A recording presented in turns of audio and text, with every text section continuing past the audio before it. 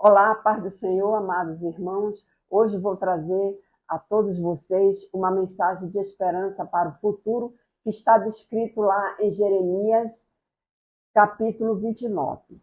Eu gostaria de falar a todos que nós vivemos assim um momento de muita angústia. Angústia essa que está afetando a nossa vida pessoal. Temos guerra, temos política, todos em conflito, em confusão, e muitas vezes você fica preocupado e não sabe o que fazer. Então eu não gostaria, nas minhas lives, exatamente falar de política e muito menos de guerra. Aqui nós vamos falar sobre esperança, de paz e amor. Então, o capítulo 29 do livro do profeta Jeremias, ele nos traz esperança. É um capítulo que eu creio que você já deveria ter lido, e eu aconselho, se você não leu, que faça a leitura. Então, essa mensagem que eu gostaria de trazer de esperança, que se encontra no livro do profeta Jeremias, é importante porque ele nos traz essa esperança que nós precisamos ter no nosso dia a dia, porque as dificuldades são muitas e só através desse versículo, através da palavra de Deus, nós podemos trazer conforto ao coração e termos a esperança de que um dia seremos vitoriosos. Então, o que eu gostaria de falar para vocês, amados irmãos, nesse capítulo 29, ele traz uma carta de Deus para o seu povo, que estava exilado lá em Babilônia, um lugar onde as pessoas não conheciam a Deus e não viviam segundo seus princípios. Então, esse povo ele foi levado cativo para a Babilônia. Então, o que aconteceu com tudo isso? O povo, quando ele foi levado cativo para a Babilônia, ele estava com o coração, vamos dizer assim, triste, desesperançado, devido à situação pelo qual eles atravessavam. Mas Deus não esqueceu do povo israelita. Ele usou Jeremias exatamente para que ele pudesse partilhar uma mensagem de esperança para o futuro daquele povo, evidentemente. Então ele deixou claro que Deus ele nunca saiu do controle da história do seu povo e ele procura sempre dar orientações nesse período em que os israelitas atravessavam essa dificuldade nessa terra natal. Então, essa mensagem de esperança também serve para você e para os seus filhos. Eu gostaria ainda de dizer, amados irmãos, que nesse capítulo de Jeremias, Deus ele tem uma característica específica. Ele é imutável, ele não muda, porque a característica dele é essa, ele é imutável. Por mais que ocorra grandes dificuldades, ele vai estar com você, ele vai estar lhe ajudando, porque ele é fiel. Por mais que você não seja fiel, mas ele vai se manifestar fiel, porque ele é fiel, ele é bondade. Então, no versículo de 5 a 7, nós podemos dizer, podemos orar pelo nosso país. Eu te convido também para te orar pelo nosso país, porque nosso país atravessa dificuldades. Então, esse povo que na época que vivia lá em Israel, que ele foi levado através de uma sociedade com valores que não estavam, vamos dizer assim, alinhados com Deus, não andavam segundo o princípio de Deus. Então, os israelitas, eles começaram a murmurar a respeito de Deus, coisas que não deveria ter sido feita. O que diz o versículo 29, o capítulo 29, do versículo de 5 ao 7? Eu vou ler para vocês. Diz o seguinte: construam casas e habitam nelas, plantem jardins e comam de seus frutos, casem-se e tenham filhos e filhas, escolham mulheres para casar-se com seus filhos e deem as suas filhas em casamento, para que também tenham filhos e filhas. Multipliquem e não diminuam. Busquem a prosperidade da cidade para o qual eu os deportei e orem ao Senhor em favor dela, porque a prosperidade de vocês depende da prosperidade dela.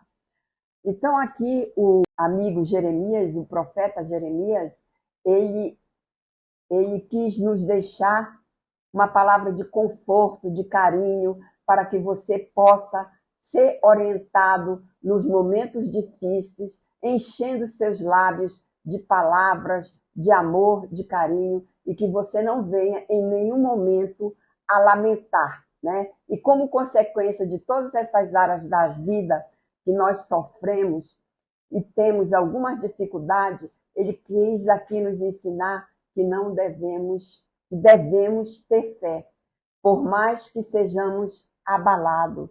Então, Jeremias, ele quis nos mostrar que as bênçãos vêm de quem? De Deus, do nosso Deus Todo-Poderoso, porque só Ele pode nos dar essa paz que tanto precisamos. Ele nos apresenta, no versículo 10, ele diz que Deus não esquece de suas boas promessas, porque Ele é fiel. Ele não esquece das suas promessas e nem muda de ideia, vamos dizer assim, no meio do caminho. Você está pedindo uma coisa e você acha que Deus vai te dar outra ou vai mudar alguma coisa. Não, para isso Ele é imutável. Vamos ver o que diz, o que está descrito aqui no versículo 10. Quando se completarem os 70 anos da Babilônia, eu cumprirei a minha promessa em favor de vocês, de trazê-los de volta para este lugar. Deus, ele voltou a olhar para você, porque você tem que depositar a esperança nele, porque sem esperança nós não podemos ter nada. Então nós não podemos ter abalo na nossa fé, por maior dificuldade que você tenha. Um outro versículo que também é muito interessante para que possamos discutir, discernir e aprender é o versículo 11. Ele fala a respeito do plano de Deus para o futuro, que ele quer dizer a paz. O que ele quis dizer com isso nesse versículo 29? Eu vou ler para você. Porque sou eu que conheço os planos que tenho para vocês, diz o Senhor, planos de fazê-los prosperar e não lhes causar dano, planos de dar-lhes esperança e um futuro. Olha o que Jeremias está nos mostrando.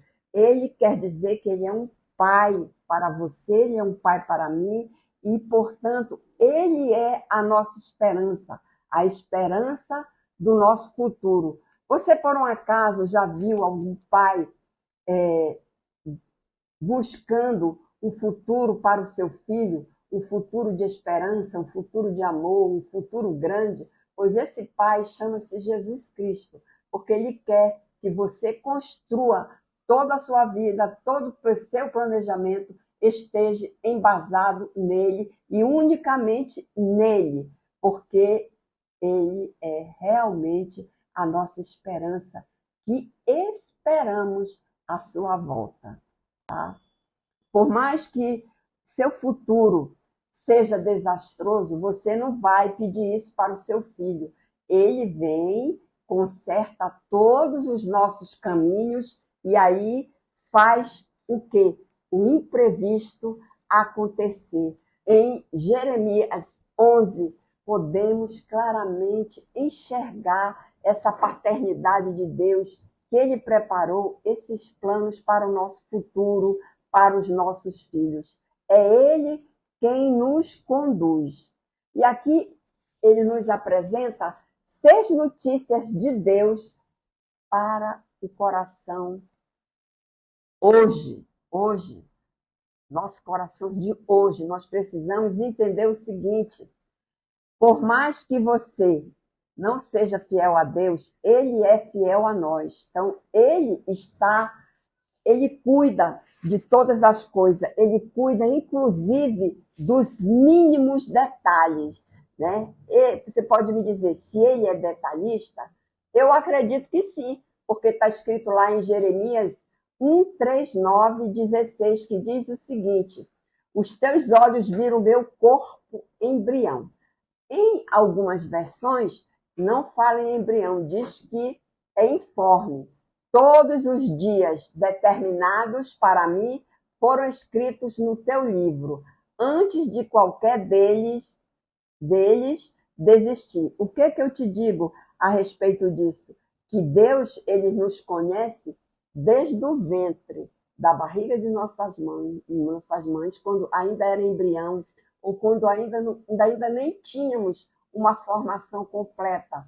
Estávamos informes, ele vem, ele cuida das nossas vidas, ele já sabe quem você será no futuro, ele conhece os detalhes, os mínimos detalhes, e nunca deixa os seus filhos desamparados. O outro conselho que ele nos dá, ele diz o seguinte: Deus está pronto para ouvir. Sim, é verdade. Nós temos lá em 1 Pedro 3,12. Olha o que Pedro diz: porque os olhos do Senhor estão sobre o justo e seus ouvidos estão atentos às suas orações. Entretanto, a face do Senhor volta-se contra os que praticam o mal. Isso quer dizer o quê? Que Deus, ele ouve as nossas orações. E por mais você esteja entendendo que ele não está ouvindo, que ele não está com os ouvidos abertos para lhe ouvir, ele ouve porque você está fazendo uma oração, está clamando por ele. Um outro conselho que ele nos dá é o seguinte: Deus não esquece de suas promessas. Quando Deus faz uma promessa para você, ele não se esquece.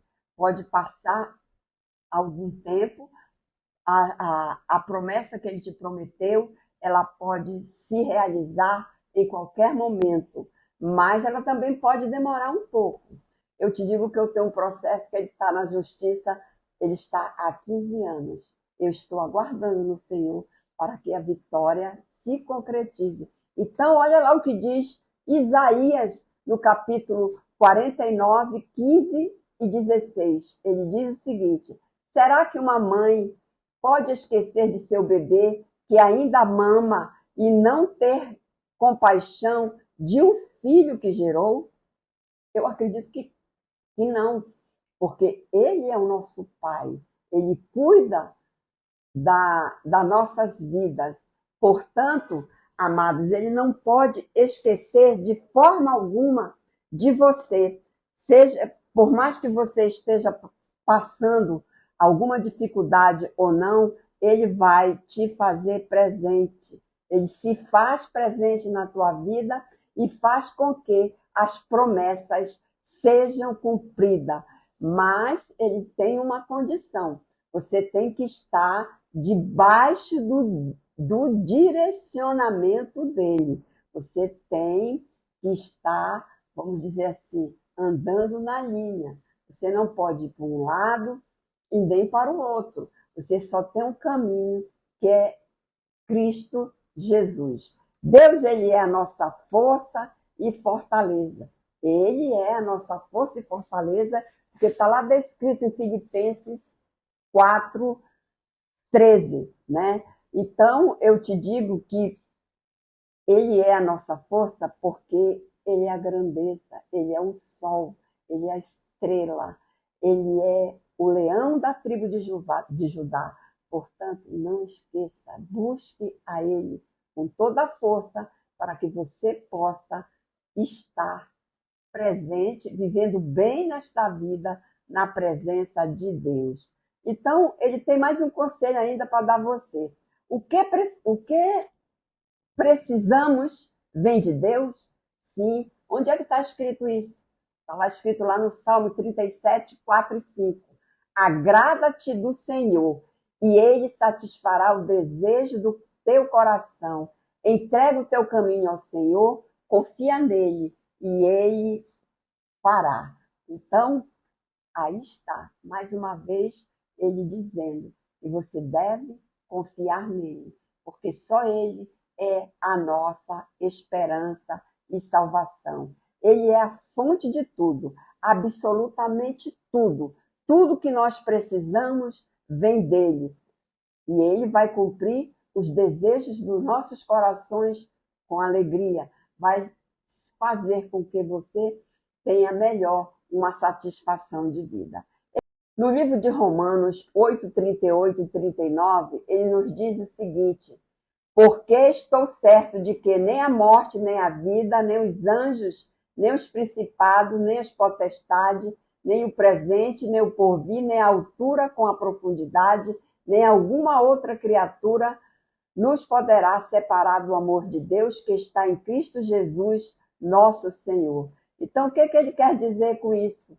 Que seu amor é grande, é imutável. O amor de Deus por nós, ele não muda. Ele não vai te amar hoje e deixar de te amar amanhã. Não, ele vai fazer com que, vai lutar com você para que você não se afaste dele, porque ele vai trazer para você uma esperança de vida melhor, uma qualidade de vida melhor. Deus está ao alcance de você. Ele busca por você, porque ele quer que você seja uma pessoa salva em Cristo Jesus. Lá em Jeremias 29, de 12 ao 14, ele diz o seguinte: então vocês clamarão a mim, virão orar a mim, e eu vos ouvirei.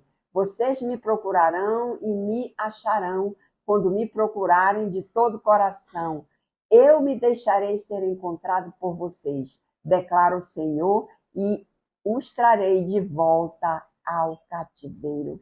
Olha que o Senhor nos mostra que ele é benigno e ele faz nos sentir confiantes diante dele, para nos experimentarmos essa benignidade que só ele possui e só ele pode trazer às nossas vidas. Vamos ver um exemplo aqui muito bom que se apresenta do Jonas e o filho pródigo. Olha, Jonas, ele fugiu do Senhor de todas as formas, se escondeu em todos os lugares, mas ele não conseguiu fugir da presença de Deus. Jonas, ele era um profeta do Velho Testamento. Apesar dele ter fugido e se escondido em vários locais errados, ele orou a Deus e ele foi salvo, né? Então, o profeta Jonas,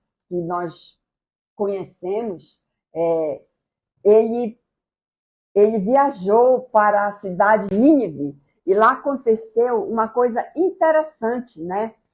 Deus é tão bom que procurou resgatar Jonas. Jonas, ele era essa pessoa, posso até considerar que ele é um profeta do Velho Testamento, mas ele foi desobediente a Deus e até que um dia ele foi tragado por um grande peixe. Ele foi engolido por um grande peixe. Então Deus fez com que ele vomitasse